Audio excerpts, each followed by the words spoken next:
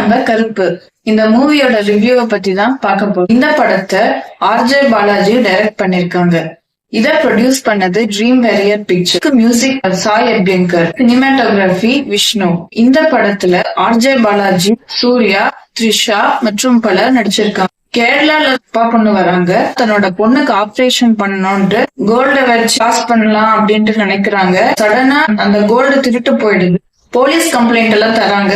ஆனாலும் நீங்களே ஒரு அட்வொகேட் வச்சுக்கோ அப்படின்னு சொல்றாங்க. அதனால கோர்ட்டுக்கு போறாங்க நீதி கிடைக்கணும்ட்டு. ஆர்ஜே பாலாஜி ஒரு அட்வொகேட்டா இந்த படத்துல காட்டுறாங்க.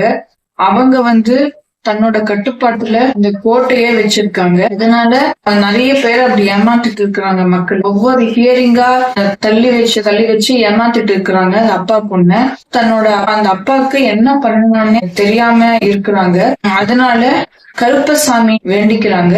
கடைசியில கருப்பசாமி இவங்களை காப்பாத்துறாங்களா, கோர்ட்டு மூலமா காப்பாத்துறாங்க. அதுதான் இந்த படத்தோட மீதி கருப்பு சாமி ஆட்டம். தேங்க்யூ.